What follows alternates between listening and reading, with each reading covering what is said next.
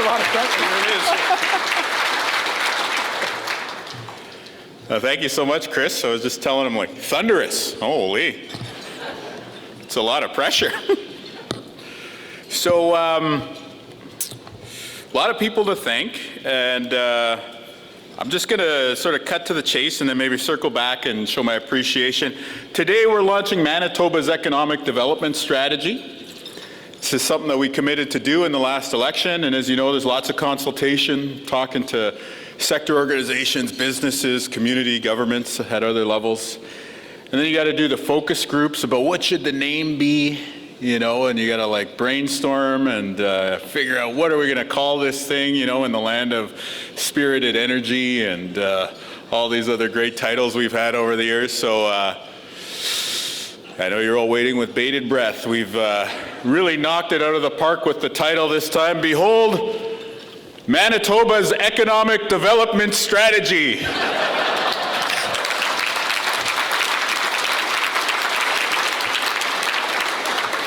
So as you can see, we clearly put the effort into the actual ideas inside the document rather than the title of the document. But I got to say, the graphic design looks pretty good. So very grateful for that. I want to say thank you to everybody for taking the time to be here. It really means a lot to us as your provincial government that folks are invested in the future of this place. We all love Manitoba. We all feel so proud of this place we call home. So let's keep building it up together. And over the past 2 years that we've been in office, it has been very humbling to have people such as yourselves have an open mind and to step up and to work with us. So to everybody here from business, from industry, from labor, from local governments, I want to say a sincere miigwech and thank you on behalf of our team in government. So the economic horse pulls the social cart is what this document is all about. And specifically, the frame for this document is productivity. Let's make Manitoba more productive. And you'll notice that the economic horse pulls the social. This is online, by the way, now. So if you all want to look at your phones, it's just been posted as well as a news release backing it up. But you see that the productivity message is right there in the horse pulls the social cart, right? Horse, the cart. Obviously amplify the efforts when we're in the field. And maybe we'll have to update that now. Maybe it'll be the compute horse pulls the AI cart or something like that going into the future. But we're going to keep working on making Manitoba more productive. From 2000 to 2015, we had productivity growth in Manitoba. And for a variety of factors, including some of the decisions that were made by former governments, we saw productivity decline from 2015 and onward. And so today, we're laying out a path to turn this around. And if you've been listening to words from the Bank of Canada, if you've been listening to economic analysts, you'll know that Canada writ large has a productivity challenge. And so we're committed as your provincial government to put the policy tools in place to enable you to make the investments to make the people, the plants, the machinery in this province more productive and to get that holy grail that many leaders such as myself have talked about over the years, to make Manitoba a have province.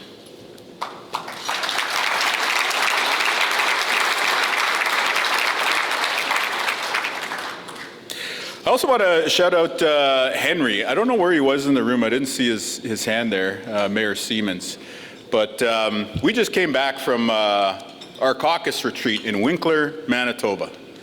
And yeah, we got a great reaction when people were like, "What are you doing here?"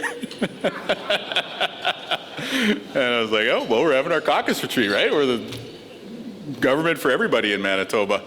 And we had a great, amazing reception. We saw the generosity of the community. We went to this amazing community dinner at a place called Central Station a couple nights ago.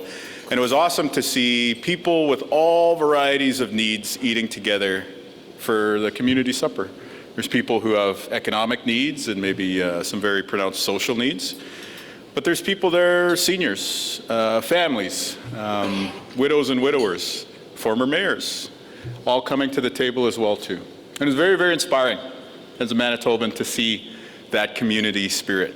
And we're really proud that we were able to take our cabinet to Winkler as well. So we did our caucus retreat there. We did this week's cabinet meeting in Winkler. And it's part of an ethos that it's really important that our government be where the people are.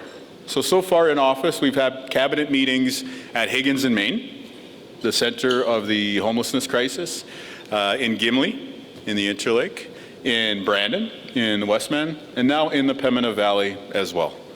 And so we're going to keep doing that. I'm sure we'll have a cabinet meeting on a reserve, and we'll have a cabinet meeting in the north, and continue to bring your government to where you, the people of Manitoba, live. And of course, while in Winkler, we heard lots of things. We heard a lot of jokes about Altona. I don't know what's going on with that. There's some kind of rivalry that I don't quite comprehend. But maybe we got to go to Altona now too, because I saw Elmer Hildebrand is in the room. There we go. We'll take you up on that offer, Elmer. But you know, the Pembina Valley is a region that creates so much economic activity for the province, and we really got to make sure that they have the economy enabling infrastructure, and that's what the plan is all about. So people are asking, like, why did you come to Winkler? And you know, the explanation is always more simple than you think. I just said, well, the mayor of Winkler invited us, right? And so my colleagues were like, oh, cool, he invited us. Yeah, he wanted us to come down. He heard we were having a caucus retreat. He said, come hold it in Winkler. And I said, the flip side of that is that nobody else wanted us. So there you go. That's how you get a caucus retreat in your community. At the same time, we had Chief Jason Daniels from the Swan Lake First Nation come down and talk to us about some of the regional Indigenous priorities. And he's a very progressive leader. He has brought a dramatic increase in jobs to his community. He raised the minimum wage for band employees in his community, and he's really focused on the economy. He also has what I consider to be the most admirable quality in a political leader, which is that he was just re-elected with a 4-1 margin over his opponents. And so I always like to see people who can deliver on E-Day. Earlier in the summer, too, we visited a few Hutterite colonies further to the west, but in southern Manitoba writ large, I guess you would say. Westman, southern Manitoba. And one of them really, we spent the whole afternoon, the whole day in Green Acres, basically. And I don't know if you're familiar with Acres emergency vehicles, but they have like a state-of-the-art, beautiful fire truck manufacturing outfit in this colony. And it was really, really something to see a group of women who are telling us, you know, we're retired, and they're wearing, you know, traditional clothing, but they're doing the wiring for the electrical system in these fire trucks, which are considered to be the highest quality anywhere. And to see that happen in Manitoba really kind of, to me, captures us in a nutshell, you know? We have our roots as a prairie province, and then we have the cutting edge economic activity that makes everybody here proud. So today we want to lean in to that advantage that we have, which is primarily the people. Very hardy, resilient people with a blue collar work ethic and a lot of humility, a lot of generosity to give back to the community. And we're really going to focus on using the steps laid out in this plan to ensure that we make our province a have province by 2040. So again, the first step is to put in some policy tools that'll help you make the investments to grow, and I'll run through a few of those things now. So today we're announcing a new $50 million financing program for business focused on productivity enhancing investments. The first tranche of this will go to trade-exposed industries to help you respond to the Trump tariff threat. The idea here is the economic horse is a lot more productive when it's got new horseshoes, when it's eaten right, when the cart's wheels have been fixed. And so we want to deliver liquidity and assistance to industry that has been facing a lot of uncertainty since the American election last fall. Like I said, it's going to focus on trade in the first instance. Applications to this program are going to open in October. You can sign up today to be on the mailing list to get notified the second that we open up that application pool. The second step that we're taking today is that we're going to improve the small business venture capital tax credit to help startups and promote innovation. We're going to increase it by more than a third, which will mean that there's up to $30 million for small business venture cap. And we're going to allow investors in limited partnerships to make investments to unleash even more capital for small business. And I know CME is one of our sponsors today, so hopefully you folks and the people that you represent are going to like this one. In order to protect manufacturers from the Trump tariff threat, and we know that this is largely a fight about who is going to be able to protect manufacturing jobs in their jurisdictions, today we're announcing that we're going to remove the provincial sales tax from manufacturing equipment for manufacturers. If you're investing in plant and capital, you are not going to pay provincial sales tax.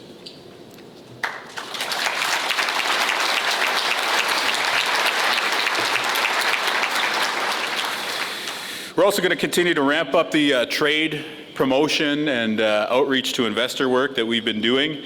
We're going to double the export support program, and we're going to add more trade offices similar to the one that we established in Washington, D.C. this past year. So shout out to the Business Council, to the chambers, and everybody who's helped us lean in to that having to go out and sing for our supper globally.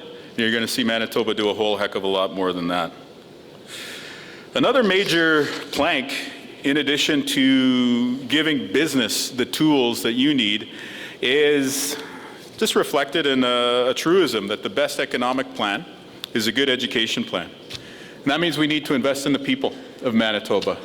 In order to make our province more productive, yes, we can acquire software, we can acquire equipment, we can acquire machinery, but we also need to ensure that there's more participation in the workforce. One of the crucial ways to make Manitoba a have province is to close the gap in employment participation for First Nations people living on reserve. And the best way for us to do that is to lean into education. So there's a few things that we're announcing today over and above the steps that we've already taken, like having a universal school food program, like adding more than 600 new teachers and educators to the classroom, like investing in the post-secondaries right across the province. Today we're also announcing an industry higher education roundtable. So often I hear from business saying we need to have alignment between the pathways through our post-secondary to the needs in the labor force. So often I hear from post-secondary leaders saying we want to be part of the solution. Let's get everyone together around the same table. Let's make it happen. Let's build Manitoba together.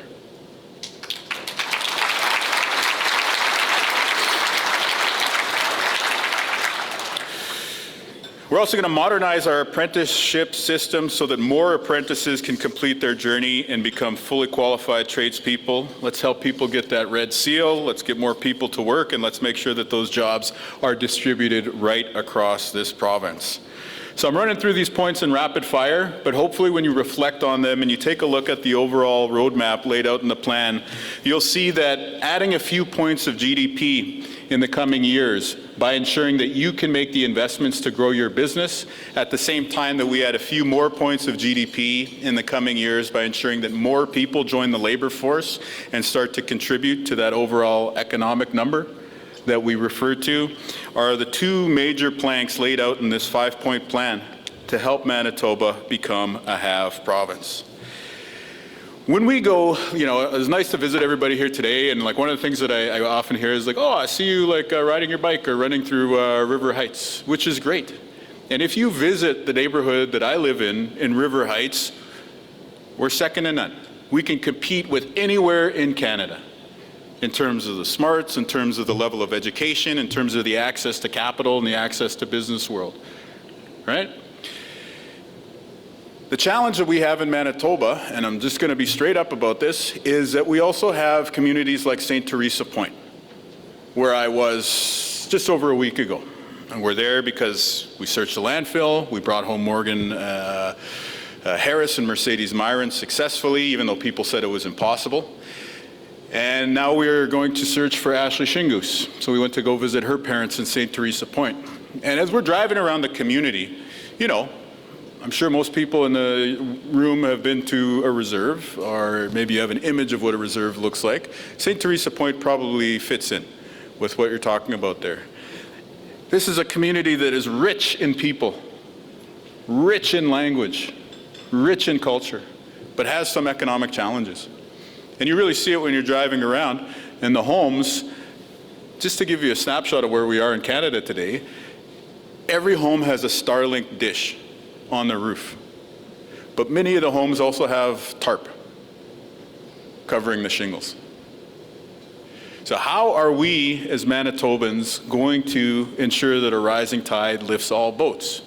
Well, it's by having the two hands outstretched to say, business, let's ensure that the productivity enhancing investments are in place and that we're catalyzing your ability to spend those dollars and invest those resources to grow our province moving into the future.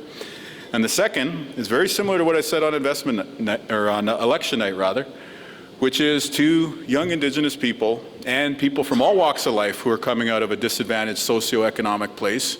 If you take a step towards a positive future, if you take a step towards education, if you take a step towards the trades, if you take a step towards the workforce, then our government is going to meet you halfway.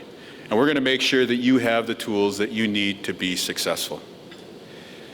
So this is a comprehensive, integrated plan to boost our real GDP per capita by about $5,000 relative to the other provinces by the time we get to 2040. And now, since I'm working my way through the sponsors list, we can supercharge that growth too if we build a mega project in our province as well. So you know the folks from Churchill are here in the room. I saw Chris Avery, I'm sure Mike Spence is here as well, Corey. We've been working with the federal government to ensure that the next generation of investments in the Port of Churchill realize the potential that we have right now. The economic stability that we took for granted was shocked by Donald Trump over the past year, and now we're looking for more international markets. We're looking for more ways to grow our GDP.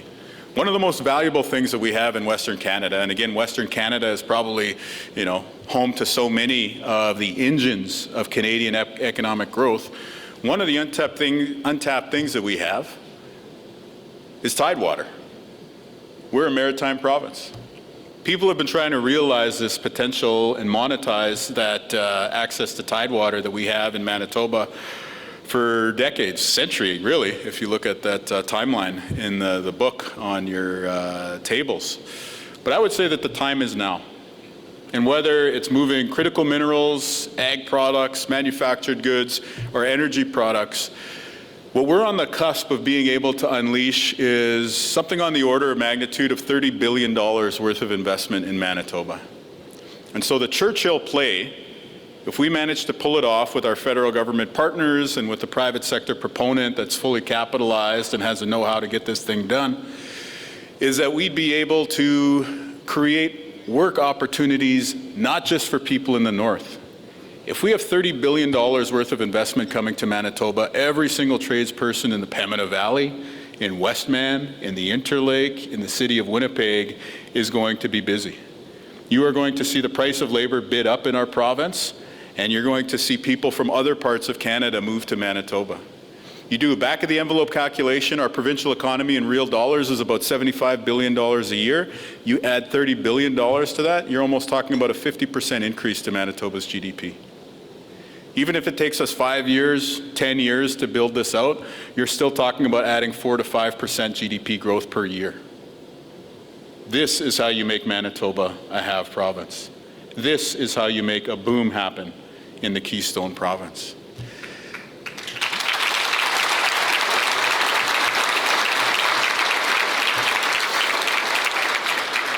So we're laying out the tools here so that we can continue with the diversified, steady economic growth that we've become accustomed to here. But we're also leaning into a plan with ambition. Folks often say like, oh, I'll believe it when I see it, or oh, people have been talking about it for years. And, how are you going to do it? How are you guys going to do it? Well, we searched the landfill and we brought Morgan and Mercedes home.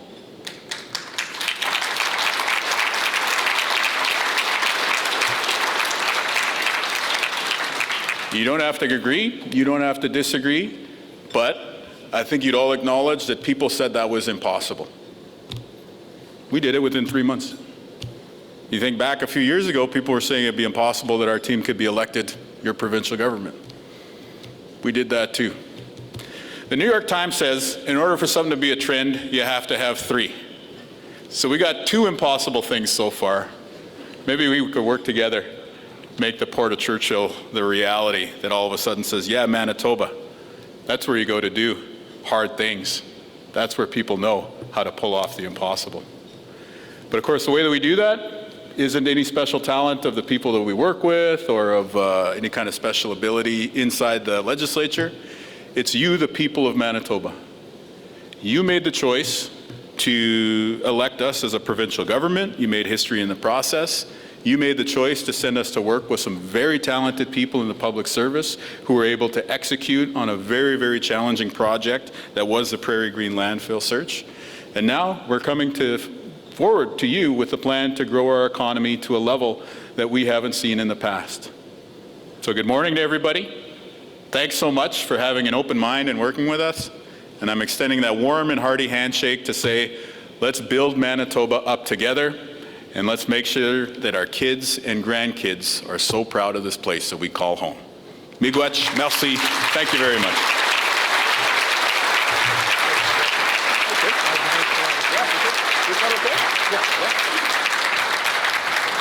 Thank you very much, Premier. Chris Avery is here, a reflection of the can-do attitude to which the Premier referenced. Carly Edmondson, President and CEO of Centerport Canada, 2 perfect examples of where Manitobans decide that something that's important to Manitoba or to the country needs to happen, it happens.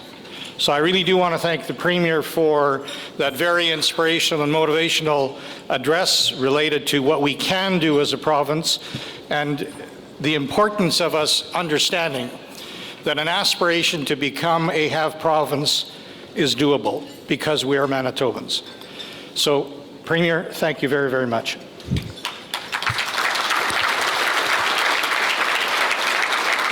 It's now my pleasure to welcome to the microphone Mary Agnes Welch, who is with Probe Research and who will share with you how the Q&A will be undertaken. Thank you.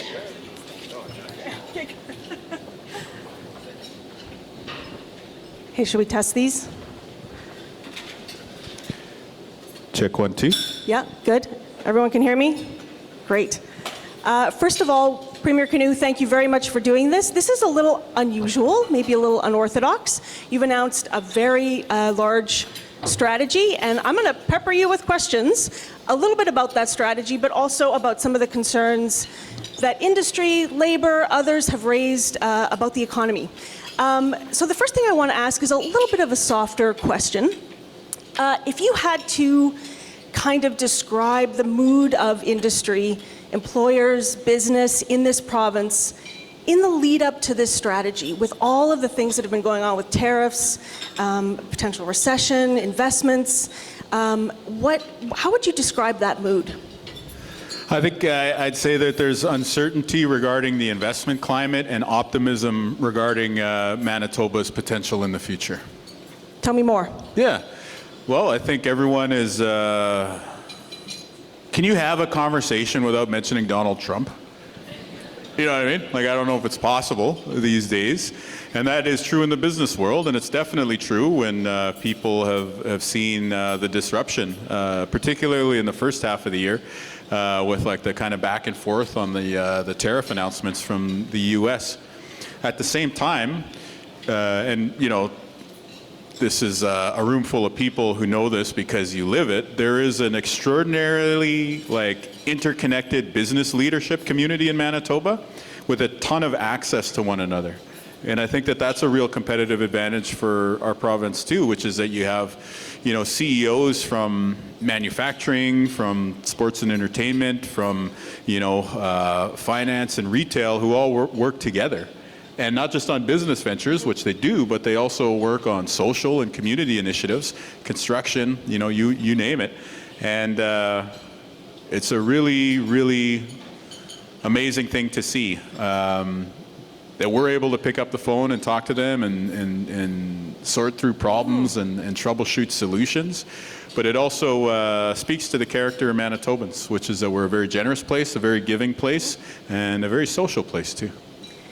one of the things that some of those business leaders, the folks that helped organize this event, expressed in my conversations with them was a real sense of impatience and urgency around real action. And so I'm curious to know, when you think about the next 2 years, 3 years, 4 years of this strategy, what are the really practical, tangible changes that you expect to see in the economy? So we outlined a series of specific policy levers here today.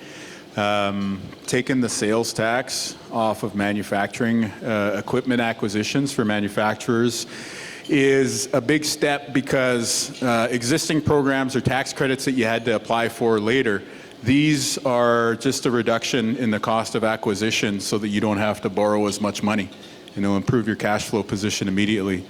Again, talking about that access to $50 million worth of liquidity to diversify trade is a big step as well too. So what do I expect to see at the macro level of the economy over the next 2 years? America is always going to be our biggest export market, but I do expect to see some diversification towards the European Union and towards Asia, and a bit more trade within Canada as well. And yeah, I think we're going to have a very, very exciting mega project in Manitoba that we're really leaning into within that time frame as well. So I'll talk a bit about Churchill in a second, but do you have any kind of targets in terms of GDP growth, in terms of sort of rebalancing that trade relationship? If it's traditionally been 70% to the States, it's down a bit lower now, obviously, but what are some of those real target numbers to get us to that have province by 2040? Well, the big targets are have status, meaning no longer getting equalization by 2040. And the other major target is about $5,000 increase in real GDP per capita over that same timeline. And, you know, real GDP per capita, it's a tautology, right? You know, if you're talking about real GDP per capita, you're talking about productivity. So the only way to get there is by making Manitoba more productive, either by investing in plant and machinery or by investing in people. And so that's why we have those two things. We had a period of productivity growth for the first 15 years of the 21st century, but we've been in a period of structural productivity decline, right? It's been going down over the past 10 years or so. And so we need to go back to a period of investing. We need to go back to a period of building. We're announcing policy tools today that will take effect over the coming months and the years. And I think you'll see a lagging but increasing impact on the broader economy over the same timeline. So one of the questions I had going into this was investing where, in what sectors? And I remember taking, many folks in this room might have taken the Engage Manitoba survey as you were preparing this strategy. And one of the questions was around, which sectors? And the list is massive. I've got it here. It's like mining, manufacturing, biosciences, creative industries, IT, finance, natural resources, agriculture, and more. So if all of those sectors are special, none of them really is special. So, well, I don't say that to my kids. But these folks need to know where to focus their efforts. So are you. You're all special. But if you had to pick, don't pick among your kids. And you had to pick. No, I refuse. But the economic development folks in the room do need, I think, a bit of direction about where you see those really targeted, strategic sectors as real opportunities for growth. Among that list, what might be on that target list? The real growth potential is in energy.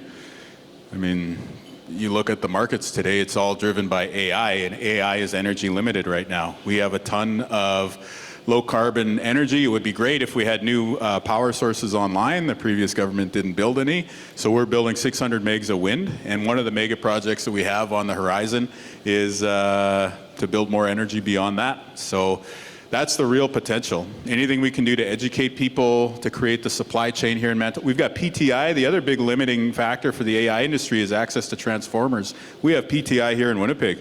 Let's go. Come on.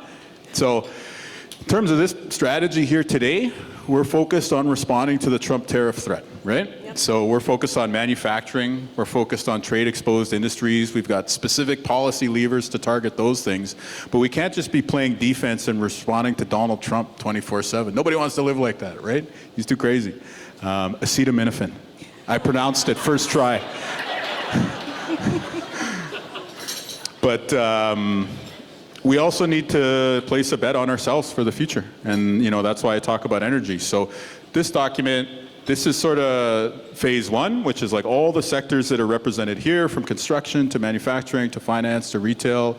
Here's a suite of policy tools to help you invest in the next phase of growth for your business. And then at the same time, we're working on the mega project play, which is how you add that additional layer of GDP growth on top of what we're already doing in Manitoba. Okay. Yeah. So when it comes to trade, the other phrase I heard preparing for this was that Manitoba tends to sort of be nibbling around the edges of a trade strategy so far. We've got Richard Madden in DC. You've talked about adding more offices, MOUs with provinces to deal with interprovincial trade. What are the next steps in a more strategic, sort of focused trade strategy? Well, I think the next steps on the interprovincial trade side will be to ensure that those MOUs we've signed with other provinces and that we have with Alberta and Saskatchewan and BC with the New West Trade Partnership is to just make sure that those pieces of red tape, that those regulatory barriers are in fact coming down. So there is going to be like, I guess, like an implementation phase of the interprovincial trade stuff. So by all means, if you want to forward examples of trade barriers, particularly in Ontario or Saskatchewan or other provinces, basically, it'd be great if we could bring those forward and just work with our provincial partners to knock down those barriers and create more opportunities for growth. And when it comes to the international strategy, it is trying to preserve and expand access to the American market while recognizing that the future growth potentials are in Asia and the European Union in the medium term. And so just back to interprovincial trade, do you have a sense of a timeline of when you might see some of that red tape come down? I feel like it's been coming down all year, I would say. I think we passed Bill 47 in the legislature back in June. We signed a number of MOUs at the Council of Federation in Huntsville, Ontario in July. And whether it's on trucking with the federal minister, Chrystia Freeland, and some of our provincial ministers like Minister Moses and Minister Naylor here in the room today, we've been working on that. So it really is kind of like a living process, I would say. And it really is when business owners and workers come forward to us and say, here's this issue that I'm encountering, trying to do business in another province, that we can turn our attention to addressing those barriers. So we have a framework right now that says we should have harmony across the provinces, but it's just a matter of ensuring that if issues do pop up, we just kind of address them as they come up. So having access to Ontario, 16 million people, the biggest economic market in Canada, big step, right? So let's just make sure that the access to the Ontario market in practice is at the same level that we agreed to in that MOU that we signed with Premier Ford.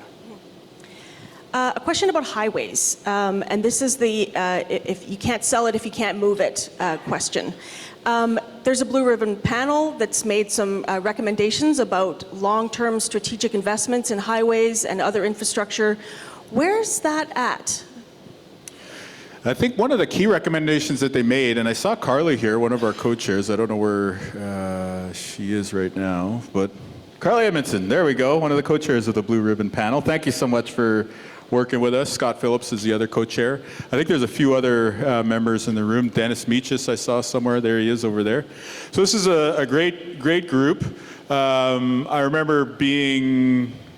It wasn't this hotel, it was another airport hotel where they're like, hey, they're like teasing us at an election debate in 2023. They're like, the Blue Ribbon Panel, what else are you going to do for real beyond that? And I was like, hey, Blue Ribbon Panel, it's a great idea. Let's do it. I think that still might be my question. Yeah, What's is that what you're getting at? Yeah. So I guess the for real is creating an inventory of the roads and bridges across the province and have a plan that's based on maintenance and new investment grounded in what is going to move the economy. where would those investments be, do you think? Where would be the priority places for some of those investments? Well, Highway 1 being twinned, I think is a big priority, especially when we're talking about interprovincial trade with Ontario. There's also a big safety angle there. 75, 16, 1 and 5 intersection for safety reasons as well. 2, 3, 34, 6, especially if we're going to build Churchill. 12. 12? Any others? Okay. 10. 10, okay. 59. 59, okay. All right, you sure you're done? And 75. 75, yes, okay. All the highways. Do you anticipate that there will be sort of a strategic plan coming forward to actually prioritize some of those investments, measure progress, allow us to know if there's genuinely improvement in some of those strategic goals? Yeah, well, Transportation and Infrastructure publishes the 5-year plan every year. Yeah. And I think what we're talking about over and above that is to have the Blue Ribbon panel prioritized by economic need. Okay. Yeah. A couple city questions for you. One of the things I've heard more and more lately is concern about sewer capacity in the city and the cap on growth that represents. Sort of a 4 or 5 year horizon to run out of capacity in really important parts of the city. What are you prepared to do to support that, to allow growth to continue, investment to continue, industry to move here? Yeah, it's very important. We spend almost all of our bandwidth with the federal government last year getting the money for phase 2 of the North End Water Pollution Control Center. This is a big province. I mean, you go to Morden and you hear about wastewater, the Pembina Valley around water generally, Central Plains, again, water, wastewater. So many parts of the province have these huge needs. Naperville's big expansion that was recently, gone to that next phase, the Brandon area as well. So just to put into context, there's a tremendous amount of need around the whole province. And just to show the priority for the city, the priority for housing, the priority for Lake Winnipeg, we put almost all of our bandwidth getting that resource to bear, right? And so now what I am prepared to do is to make sure that those resources are actually going to move the needle. And so I think some of the things that we should be thinking about for phase 3 involve, can we proceed with a more modular approach here? Can we break this thing down into tangible steps? Can we find a way to ensure that the investment is going to be delivered in a more kind of incremental fashion so that we're not going to see the big cost overruns that we've seen in the past? And these are things that I've raised with the mayor, and Scott and I have an excellent relationship. So I think continuing to make sure that we have a strong working relationship as we address some of these maybe more project management style questions, I think is probably the best way forward there, while spending our bandwidth this year on getting money for the Mordens and the Pembina Valley water co-ops and the other needs around the province.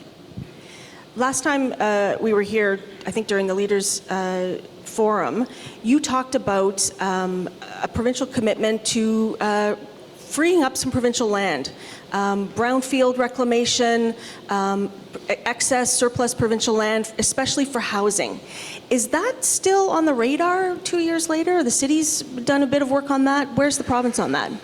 Yeah, this is something that I hear about from developers all the time, and folks who want to create new housing units more generally. So we're definitely looking at it and happy to do what we can to ensure that we create more housing here. The bottom line is we don't want what happened in BC to happen here when you're talking about home prices. One of our big competitive advantages is that people can afford to buy a home here, especially younger and mid-career professionals. I guess I'm surprised by the sense of urgency that I hear around that issue, though, that access to land, access to service land, sewage capacity to make sure we can build. Do you sense that urgency from this community? Yeah, definitely. And so we're there. We've added about 180 social housing units, primarily related to the homelessness strategy. We've moved about 80 people out of tents so far, and 100% of them have stayed out of tents, right? So it's an incremental approach, but it's starting to move now. And I guess the reflection is we're looking at the housing spectrum, if you will, and we're recognizing that for those in greatest need, it's government that needs to move there, and hopefully that frees up capacity, or at least bandwidth intellectually for housing developers and others to focus on other aspects of the market. We're getting to Churchill, don't worry. We're getting there. Before we get there, though, I do want to ask you about the Manitoba Jobs Agreement. Back in my day, I covered the Floodway Project Labor Agreement. It was a fairly complicated and divisive topic among labor and business. And I have some sense that though this is really popular with the labor community, there's a fair bit of frustration from industry, questions about the role of non-union workers in some of those big provincial projects, new schools, et cetera. How do you bridge the gap between those two communities going forward if you're committed to those kinds of jobs agreements? Well, it's the same thing with any issue, which is if there's an issue, come and see us. We'll talk about it, right? And that's how we sort through challenging things that we face as a province. In this case, we're saying that if your tax dollars are going out the door to build a big project, we should probably hire people from Manitoba with the Manitoba tax base. When the South End Water Pollution Control Centre was being built, you had out-of-province license plates here and you had 100 unemployed electricians in Manitoba. Does that seem like a good way to build the economy? Doesn't to me. Maybe there's an explanation, a complicated explanation here, but I do worry about the cost of being cheap. And just to understand, when we announced this agreement, we were there at like a trade school, so like teaching soon-to-be apprentices like how to weld pipelines and plumbing installations and stuff like that. And because we're doing a press conference, they had their trailer with all the tools in it that they had the apprentices clean up. And so I was kind of like teasing the people in the hard hats around us. I was like, and look at the trailer. Look how clean it is. This is how clean the trailer is going to be on the job site when we start building these things. And then, of course, like what I started making a joke about is like, because it's way cleaner than my shed. You know, you look at their trailer, it's all beautiful red Milwaukee tools. You come to my shed, it looks like a rainbow inside there. You got red, you got yellow, and then I turn to the people in hard hats. I even got some lime green, and that's where I lost them. They started boo. But I was like, hey man, I'm cheap. I'm cheap in the right kind of way, but not when it comes to sacrificing quality or opportunity for people who go to work in high-vis vests and hard hats. So if there's issues that people have, great, come on down. We're happy to work through those things. But when it comes to prioritizing how we're going to build the economy, I say we should hire local. And that's sort of the first place to start. Nobody's going to be precluded from working. It's just we're going to hire local first, and then we'll open it up to people from other provinces after. Does that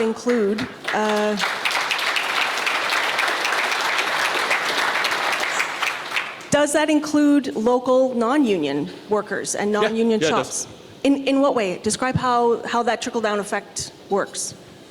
Well, it's a Manitoba job, so we're prioritizing Manitobans, which means that it'll be like a Manitoban with a union card, then a Manitoban, then a unionized Canadian, and then a non-unionized Canadian.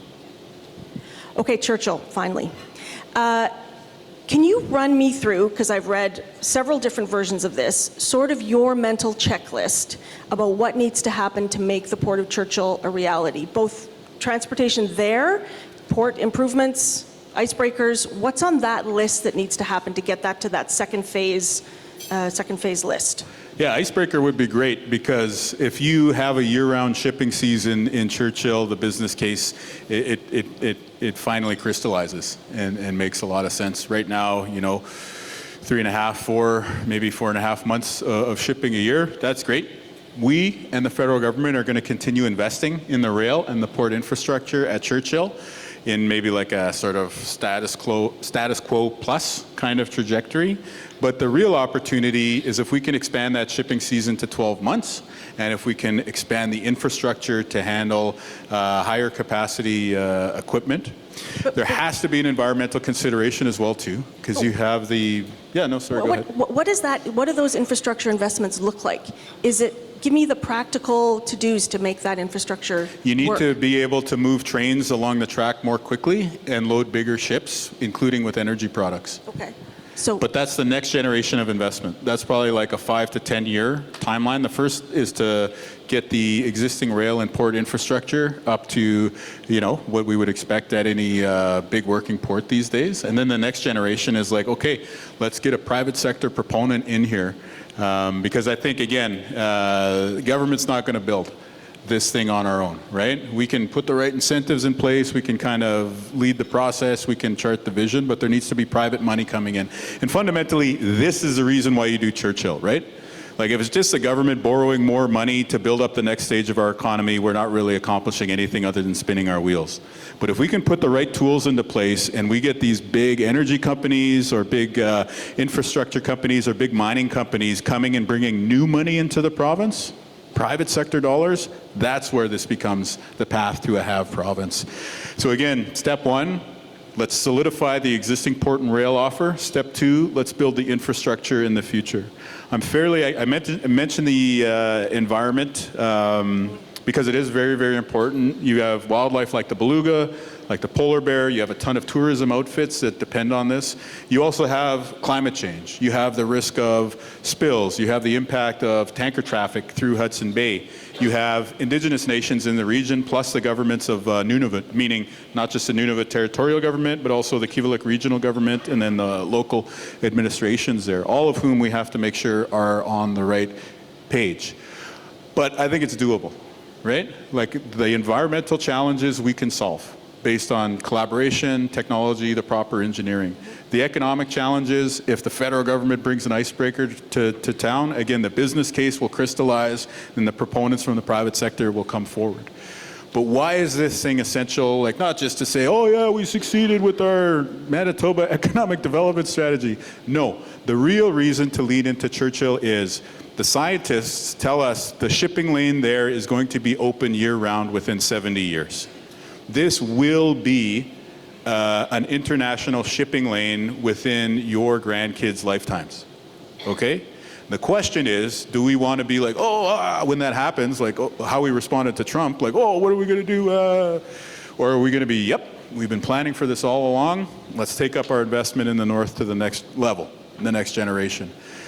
Basically what I'm trying to say is, we have a responsibility as Manitobans today to lay down an additional layer of infrastructure so that future generations in our province will be ready to hit their full economic potential in the future. And again, this is kind of maybe sounds far out, but I would put money on this. 70 years from now when that shipping lane is open, we're going to have major compute in northern Manitoba. We're going to have a ton of solar. We're going to be launching rockets from Churchill, right? This is the future of northern Manitoba in terms of where the economy is headed. We just have to put the investments into place now so that future generations of Manitobans can benefit. And by the way, the construction phase alone of us leaning into those future economic opportunities, again, do that back of the envelope calculation I was talking about, 30 billion divided by the timeline relative to the overall GDP number for Manitoba will show you this is the path to make Manitoba a have province within the coming decade and change. But in the very short term, what are those? We got to get Carney to send us one of those big boats. Yes, or get on that second list of nation building projects. Yeah, so what Minister are those Chartrand has been great. like? What are those background conversations like? What do you need to do to convince the Prime Minister and his team that Churchill is a plausible nation-building project? So the relationship with Prime Minister Carney is great. He's an excellent chair. If you can imagine chairing a meeting with myself and Doug Ford and Danielle Smith and everybody around there, he does a good job of it. I'll give credit where credit is due. But his background. He is somebody who ran, big fund. He's somebody who ran multiple central banks. How do we convince them? It's the business case. You know what I mean? We're not going to be able to hey, we got nice graphic design. That's not going to work. It has to be the business case. Okay, so how? What is that argument to him? How do you convince him? You pay for the icebreakers and we'll grow Canada's GDP. It's as simple as that? Well, there's a political argument too, which is hey, let us put a big hug around our neighbors to the west in Alberta, and we'll help you with the national unity conversation as well too. Just thinking back. That's the elevator pitch. That's the elevator pitch. Just thinking back to those those good relations between the premiers. You've been pretty strong on the national stage on that front. Has that debate over those nation-building projects sparked maybe a little bit of dissension, or that love-in isn't quite the love-in that it was? How is that influencing those relationships, especially when it comes to that interprovincial trade issue?